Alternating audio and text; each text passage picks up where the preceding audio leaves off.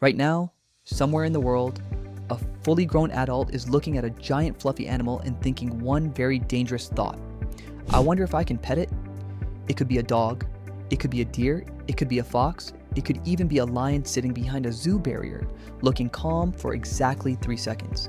And somehow, the human brain says, maybe friend? But why? Why do humans want to pet almost everything? The answer begins thousands of years before cities, screens, cars, or sofas. For most of human history, humans did not live separate from nature. We lived inside it. The world was animals, birds, insects, rivers, trees, grass, tracks, smells, sounds, and movement. And survival depended on noticing life. A sudden silence in the forest could mean danger. Animal tracks could lead to food or water. Birds circling in the sky could reveal something important nearby. So over thousands of generations, the human brain became extremely good at paying attention to living things. In fact, maybe too good. That is why we sometimes treat non-living things like they are alive. We name our cars. We shout at slow computers. We apologize when we bump into a table. Our brain is always searching for life, personality, and intention. Because in the ancient world, assuming something was alive when it wasn't was usually harmless. But assuming something was not alive when it actually was, that could get you killed. So humans became life-detecting machines. But noticing animals is one thing. Wanting to touch them is another. That comes from something deeper.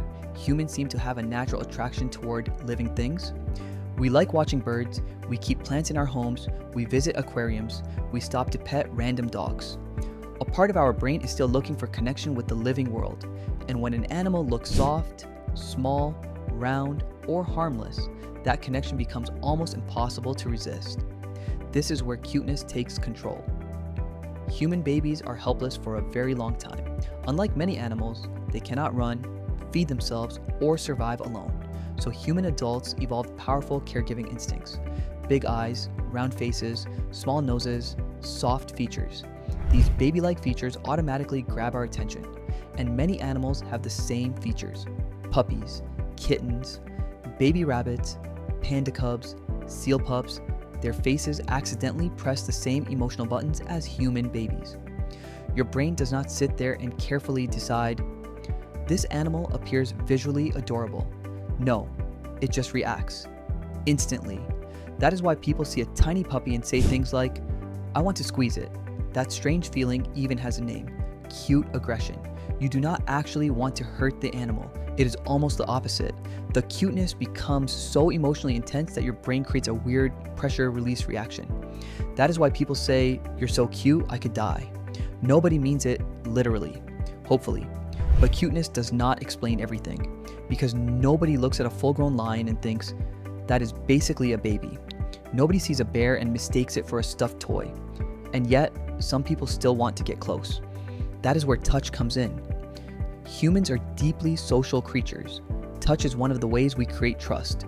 We hug, we shake hands, we hold hands, we pat someone on the shoulder. Touch says, I am close to you. I am not a threat.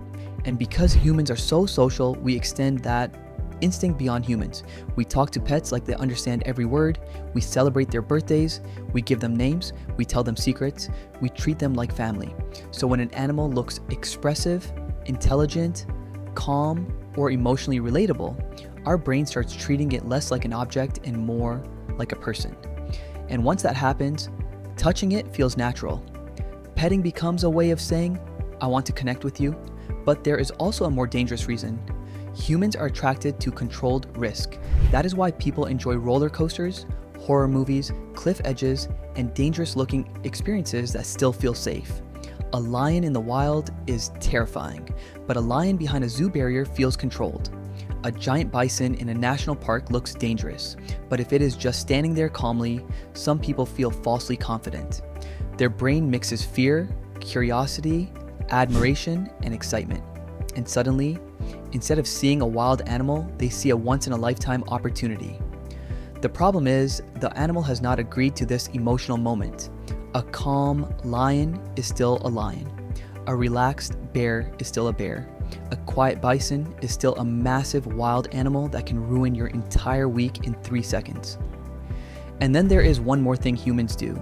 We anthropomorphize, that means we project human emotions onto non-human things. If a dog looks guilty, we assume it feels guilt. If a cat looks annoyed, we assume it is judging us. If a lion looks relaxed, we assume it is friendly. But animals are not furry humans. Their body language does not always mean what we think it means. A wild animal can look calm right before doing something very wild. So why do humans want to pet everything? Because our brains were built to notice life. Because we evolved to connect with nature. Because cute animals activate our caregiving instincts. Because touch is how we bond. Because controlled danger can feel exciting. And because we are constantly imagining personalities inside creatures that may not think like us at all. Most of the time, this instinct gives us something beautiful: friendship with dogs, trust with horses, comfort from cats, joy from pets that become family. But sometimes, that same instinct makes a human look at a bear and think, maybe just one little pat. And that is why the urge to pet everything is both one of the sweetest parts of being human, and one of the reasons wildlife warning signs still need to exist.